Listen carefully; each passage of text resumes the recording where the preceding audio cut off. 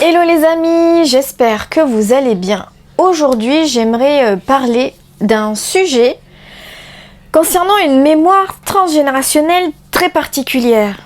Une mémoire liée à la guerre, au commandement, au sacrifice, à la mort, à la responsabilité et parfois à une forme de culpabilité profonde qui peut traverser les générations. Quand, dans une lignée, il y a eu un ancêtre qui a été chef de troupe, chef de guerre, meneur de combat, commandant, résistant, soldat, stratège ou simplement celui qui a conduit d'autres hommes vers un affrontement où beaucoup ne sont jamais revenus, cela peut laisser une trace immense dans la mémoire familiale. Même si l'histoire n'a jamais été racontée en détail, même si personne n'a mis les mots, même s'il en dit simplement « il était courageux, il a combattu, il a mené les siens, il a fait ce qu'il fallait, c'était la guerre ». Derrière ces phrases, il peut y avoir une mémoire beaucoup plus complexe, parce que celui qui mène un groupe vers la guerre ne porte pas seulement son propre destin. Il porte aussi le destin de ceux qui le suivent. Et quand ces personnes meurent, disparaissent, souffrent ou ne reviennent pas, il peut rester dans la lignée une empreinte très forte. Une empreinte de responsabilité, une empreinte de culpabilité, une empreinte de sacrifice humain, une empreinte de pouvoir dangereux, une empreinte de loyauté tragique. Et cette mémoire peut ensuite se transmettre de manière invisible. Dans le rapport à l'autorité, dans le rapport au groupe, dans le rapport au leader, dans la peur de guider, dans la peur de suivre, dans la peur d'obéir, dans la peur d'être responsable des autres, dans la peur d'entraîner quelqu'un dans une mauvaise direction. Quand un ancêtre a mené une troupe au combat, il peut y avoir dans la descendance une première grande mémoire. La mémoire du chef qui a survécu ou qui a dû porter les morts. Cette mémoire peut dire, si je mène, les autres peuvent mourir. Si je prends une décision, quelqu'un peut en payer le prix. Si des personnes me font confiance, je peux les conduire vers le danger.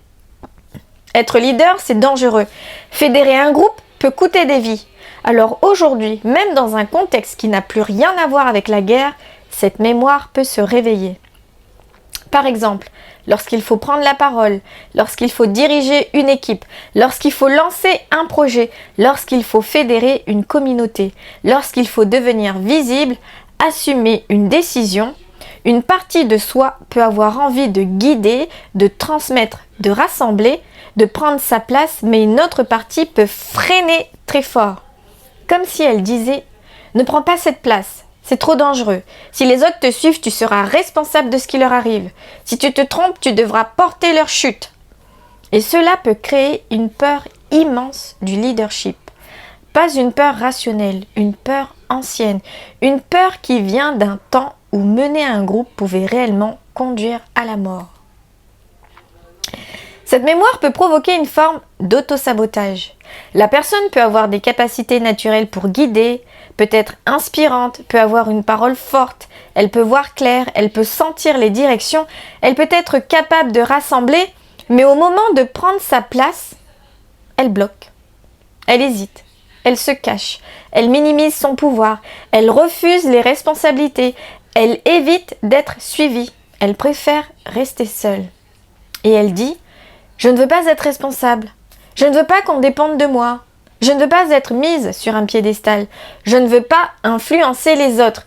Je ne veux pas entraîner qui que ce soit. » Et parfois, derrière cette phrase, il y a une mémoire très ancienne. Dans ma lignée, quelqu'un a mené des êtres humains vers la mort. Alors l'inconscient conclu ne mène plus personne. Il peut aussi y avoir une mémoire de culpabilité du survivant. Dans les guerres, certains reviennent, d'autres non. Certains ordonnent, d'autres exécutent.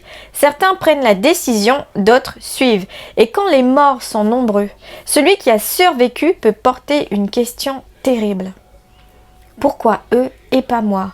Est-ce que j'aurais pu faire autrement ? Est-ce que je les ai envoyés mourir ? Est-ce que ma décision les a condamnés ? Est-ce que leur famille me pardonnera ? Même si la personne n'a pas eu le choix, même si le contexte était tragique, même si elle a agi selon les ordres, selon l'époque, selon la survie, selon la nécessité, La culpabilité peut rester. Et parfois, elle ne se dit pas, elle se transmet. Elle devient une mémoire familiale de poids. Une sensation de devoir payer, de devoir réparer, de ne pas avoir droit au bonheur, de ne pas avoir droit au succès, de ne pas avoir droit à une vie légère. Comme si une partie de la lignée disait « Des hommes sont morts à cause de nous. Nous devons porter quelque chose. Nous devons nous faire petits. Nous ne devons pas prendre trop de place. Nous ne devons pas être trop heureux. » Et aujourd'hui, cela peut se manifester par une difficulté à réussir pleinement, une difficulté à rayonner, une culpabilité quand on est reconnu, une peur de prendre le pouvoir, une tendance à se punir inconsciemment, une impression de dette invisible. Il peut aussi y avoir une mémoire du suiveur sacrifié, parce que dans cette histoire, il n'y a pas seulement celui qui mène, il y a aussi ceux qui ont suivi. Les hommes, les soldats, les compagnons, les frères, les cousins, les membres du clan, les membres de la communauté, ceux qui ont obéi, ceux qui ont fait confiance, ceux qui ont suivi l'ordre, ceux qui sont partis parce qu'un chef a dit « Allez, on y va !» Et certains ne sont jamais revenus. Dans les descendants de ceux qui ont suivi, il peut rester une autre mémoire. Suivre peut tuer. Faire confiance à un chef est dangereux. Obéir peut coûter la vie. Donner son pouvoir à quelqu'un peut mener au sacrifice. Le groupe peut m'emmener dans la mort. Alors aujourd'hui, cette mémoire peut créer une difficulté avec l'autorité. Une tendance à se rebeller, une méfiance envers les leaders, une incapacité à suivre une direction collective, une allergie aux ordres, un refus d'appartenir à un groupe, une peur de se fondre dans une équipe, une résistance dès que quelqu'un dit « fais-moi confiance » ou « suis-moi ». La personne peut se sentir immédiatement en danger. Même si la situation actuelle est toute simple, même si ce n'est qu'un cadre professionnel, une formation, une association, une communauté, un groupe spirituel, un accompagnement ou un projet collectif, le corps, lui, peut réagir comme si suivre quelqu'un revenait à perdre sa liberté, sa vie ou son discernement.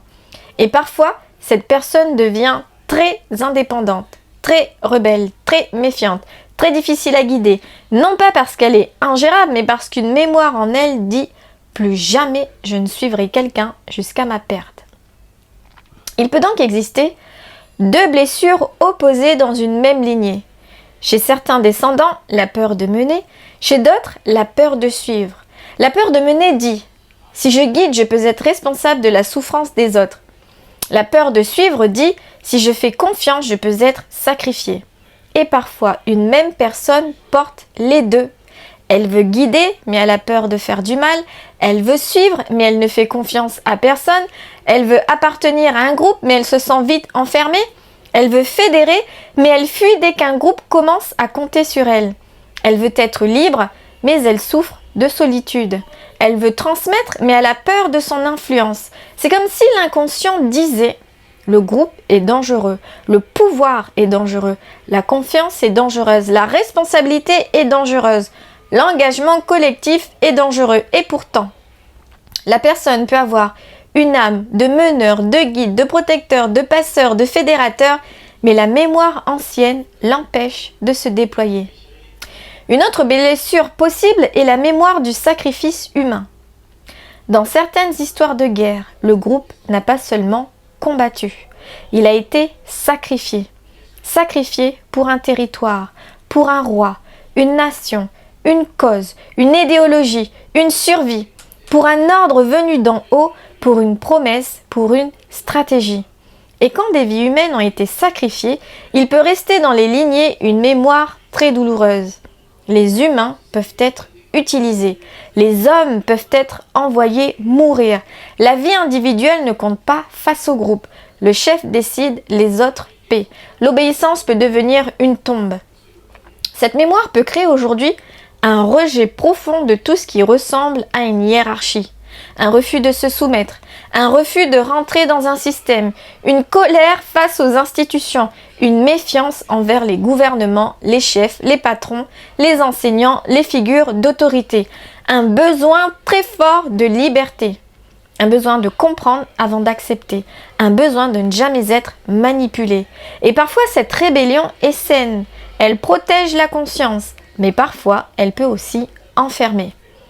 Parce que la personne finit par ne plus pouvoir recevoir aucune guidance, ne plus pouvoir travailler en équipe, ne plus pouvoir faire confiance, ne plus pouvoir déléguer, ne plus pouvoir reconnaître une autorité juste. Elle confond parfois autorité et danger, cadre et prison, leadership et manipulation, engagement et sacrifice.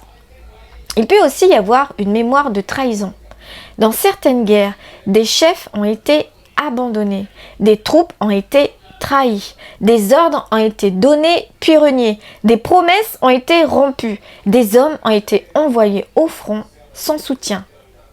Des combattants ont cru servir une cause puis ont découvert qu'ils avaient été utilisés. Cette mémoire peut créer une blessure très profonde.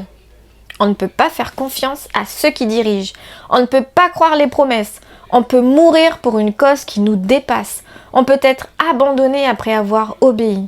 Alors aujourd'hui, cela peut se traduire par une méfiance envers les engagements, une peur de signer, de s'associer, de rejoindre un mouvement, de croire à une vision collective, une tendance à quitter avant d'être quitté, une tendance à tester les leaders, une tendance à chercher la faille, une difficulté à se laisser inspirer, parce qu'une partie de soi reste sur le champ de bataille. Il regarde le chef, il regarde l'ordre, elle regarde les morts et elle dit « plus jamais ». Il peut y avoir aussi une mémoire du poids de la décision. Quand un ancêtre a dû décider en temps de guerre, il a peut-être dû choisir vite, avancer ou reculer, attaquer ou attendre, sauver certains et abandonner d'autres, protéger le groupe ou sacrifier une partie du groupe, dire oui à une mission, dire non à une retraite. Dans ces contextes, les décisions ne sont pas neutres. Elles peuvent coûter des vies. Et cette mémoire peut se transmettre sous forme d'une difficulté à décider aujourd'hui. Même pour des choses simples, choisir une direction, changer de travail, lancer un projet, dire oui, dire non, trancher, prendre position, assumer un choix. La personne peut procrastiner, hésiter longtemps, demander 1000 avis, avoir peur de se tromper, avoir peur qu'une décision ait des conséquences graves, comme si son système nerveux disait « une décision peut tuer », même si aujourd'hui la décision ne concerne qu'un choix professionnel, relationnel ou personnel. Le corps porte peut-être une vieille mémoire de décision tragique. Il peut aussi avoir une mémoire de perte du groupe. Quand une troupe meurt, ce n'est pas seulement une addition de morts, c'est un tissu humain qui se déchire. Des frères d'armes, des amis, des voisins, des hommes qui partageaient une mission, des familles qui attendaient leur retour, des enfants qui ont grandi sans père, des femmes devenues veuves, des mères endeuillées, des villages vidés, des clans amputés. Cette perte peut créer dans la lignée une mémoire de deuil collectif. Et aujourd'hui, cette mémoire peut se manifester par une peur de l'attachement au groupe. Parce que s'attacher à un groupe, c'est risquer de le perdre. S'engager dans une communauté, c'est risquer le deuil. Aimer profondément une équipe, c'est risquer la séparation. Alors la personne peut rester en marge, toujours un peu à côté, jamais complètement dedans. Elle observe, elle participe, mais pas trop. Elle donne mais garde une distance. Elle aime le groupe mais ne s'y abandonne pas. Elle peut même quitter au moment où le lien devient fort. Non pas parce qu'elle n'aime pas, mais parce qu'une mémoire en elle dit quand le groupe devient important, il peut disparaître. Il peut aussi avoir une mémoire de loyauté aux morts. Quand des ancêtres sont morts à la guerre ou quand des hommes ont été menés à la mort, les descendants peuvent porter une loyauté invisible. Une loyauté qui dit « Je ne peux pas vivre pleinement si eux sont morts. Je ne peux pas réussir si eux ont été sacrifiés. Je ne peux pas être libre si eux ont été envoyés au combat. Je ne peux pas être heureux ou heureuse si eux n'ont pas eu cette chance. » Cette loyauté peut créer une difficulté à s'autoriser la joie, une difficulté à s'autoriser la paix, une difficulté à s'autoriser la réussite, une tendance à porter une gravité intérieure, un sentiment d'être chargé d'une mission, une sensation de devoir honorer les morts par la souffrance. Mais honorer les morts ne devrait pas signifier rester prisonnier de la mort. Parfois, La plus belle manière d'honorer ceux qui n'ont pas pu vivre, c'est justement de vivre avec conscience, de transmettre la paix, de transformer la violence en protection, de transformer le commandement en leadership responsable, de transformer l'obéissance aveugle en discernement. Il peut aussi y avoir une mémoire de honte. Honte d'avoir mené, honte d'avoir suivi, d'avoir survécu, d'avoir obéi, d'avoir fui, d'avoir perdu, honte d'avoir gagné au prix de tant de morts. La guerre laisse rarement des mémoires simples, mais les héros peuvent porter de la honte. Même les survivants peuvent porter des questions impossibles. Même les familles peuvent glorifier une histoire à l'extérieur tout en portant une immense douleur à l'intérieur. Et parfois, la descendance ne reçoit que la version héroïque. Il était brave, il a combattu, il a mené, il a servi. Mais derrière l'héroïsme, il peut y avoir le traumatisme. Les cauchemars, le silence, l'alcool, la dureté, la distance émotionnelle, les colères, les absences, les deuils impossibles. Et quand le traumatisme n'est pas reconnu, il peut se déguiser en caractère familial. Et alors, on dit, dans notre famille, on est dur, dans notre famille, on ne parle pas, dans notre famille, on tient bon. Mais parfois, ce n'est pas seulement de la force, c'est une douleur qui n'a jamais pu être déposée. Alors, quelles émotions peut-on vivre aujourd'hui avec une telle mémoire? On peut vivre de la peur, peur de guider, peur de suivre, peur du groupe, peur de la responsabilité, peur de l'autorité, peur de faire confiance, peur de décider, de se tromper. On peut vivre de la colère, colère contre les chefs, contre les ordres, contre les systèmes, contre les sacrifices humains, contre ceux qui voient les autres payer à leur place. Colère contre les figures d'autorité. On peut vivre de la culpabilité, culpabilité de réussir, de prendre sa place, d'être suivi, d'être visible, de survivre symboliquement, de vivre mieux que ceux qui sont morts. On peut vivre de la méfiance, méfiance envers les leaders, envers les groupes, envers les promesses, envers les causes collectives, envers tout ce qui demande de suivre une direction. On peut vivre de la tristesse, une tristesse ancienne, une tristesse sans image, une tristesse de guerre, liée aux morts oubliés, aux familles brisées, aux hommes sacrifiés, aux femmes endeuillées, aux enfants privés de présence. Et on peut vivre une forme de blocage intérieur, une incapacité à prendre sa place, à se laisser guider, à appartenir, peur de fédérer, peur de devenir responsable, une peur d'être celui ou celle que les autres regardent en disant « on te suit ». Alors, comment transformer cette mémoire? La première étape, c'est de reconnaître. Reconnaître que dans la lignée, il y a pu avoir une histoire de guerre, de commandement, de troupes, de mort collective, de sacrifice, de responsabilité ou d'obéissance. Et dire, je reconnais qu'un ancêtre a porté une fonction lourde, je reconnais que des hommes ont suivi, je reconnais que certains ne sont pas revenus, je reconnais que cette mémoire peut encore agir. La deuxième étape, c'est de différencier le passé du présent. Aujourd'hui, fédérer un groupe ne veut pas dire mener des hommes à la mort. Aujourd'hui, guider ne veut pas dire sacrifier. Aujourd'hui, suivre ne veut pas dire obéir aveuglément. Aujourd'hui, appartenir à un groupe ne veut pas dire perdre sa liberté. Aujourd'hui, prendre une décision ne veut pas dire condamner quelqu'un. Et il est important de dire au corps, c'était avant. C'était la guerre. Nous sommes aujourd'hui. Je peux guider autrement. Je peux suivre avec discernement. Je peux choisir les groupes que je rejoins. Je peux sortir de l'obéissance aveugle. Je peux exercer un leadership conscient. La troisième étape, c'est de transformer le rapport au pouvoir. Le pouvoir n'est pas forcément dominant. Le leadership n'est pas forcément sacrifice. L'autorité n'est pas forcément danger. Un chef n'a pas forcément quelqu'un qui envoie les autres mourir. Un leader peut être quelqu'un qui protège, qui écoute, qui prend soin, qui assume, qui ne manipule pas, qui ne force pas, qui respecte le libre arbitre, qui invite au discernement, qui ne veut pas être suivi aveuglément, mais qui aide chacun à retrouver sa propre force. La quatrième étape, c'est de transformer le rapport au fait de suivre. Suivre ne veut pas forcément dire se soumettre. Suivre peut aussi vouloir dire apprendre, recevoir, s'appuyer sur quelqu'un, faire confiance tout en gardant son discernement. Reconnaître une compétence, marcher avec un groupe sans perdre son âme. On peut suivre sans obéir aveuglément. On peut être accompagné sans être dominé. On peut appartenir sans se sacrifier. On peut faire confiance sans abandonner sa conscience. La 5e étape, c'est d'honorer les morts sans porter leur destin. Il peut être important de dire « je vous vois, je reconnais votre sacrifice, je reconnais votre souffrance, je reconnais les vies interrompues, je reconnais les familles endeuillées, mais je ne peux pas vous rendre votre vie en bloquant la mienne. Je vous honore en choisissant la paix. Je vous honore en refusant les sacrifices inutiles. Je vous honore en guidant avec conscience. Je vous honore en suivant avec discernement. Je vous honore en transmettant la vie plutôt que la mort. » Et parfois, une phrase de libération peut aider.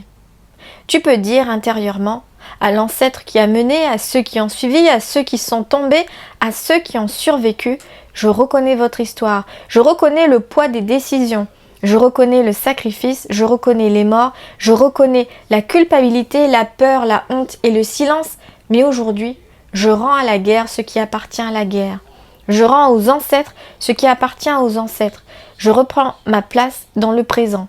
Je peux guider sans sacrifier, je peux vivre sans me perdre, je peux fédérer sans envoyer au danger, je peux décider sans porter une mémoire de mort, je peux appartenir à un groupe sans disparaître, je peux être libre, conscient ou consciente et en paix.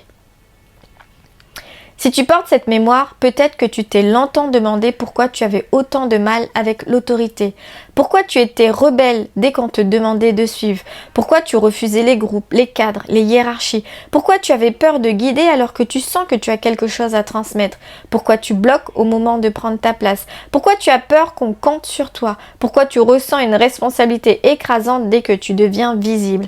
Et peut-être qu'aujourd'hui, tu peux regarder cela autrement. Peut-être que ce n'est pas seulement de la peur. Peut-être que ce n'est pas seulement de la rébellion.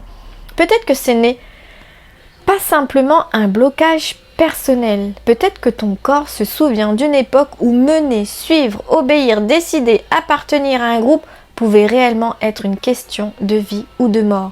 Mais aujourd'hui, tu n'es plus sur ce champ de bataille. Aujourd'hui, tu peux choisir qui tu suis, comment tu guides, les causes que tu sers, choisir les groupes auxquels tu appartiens.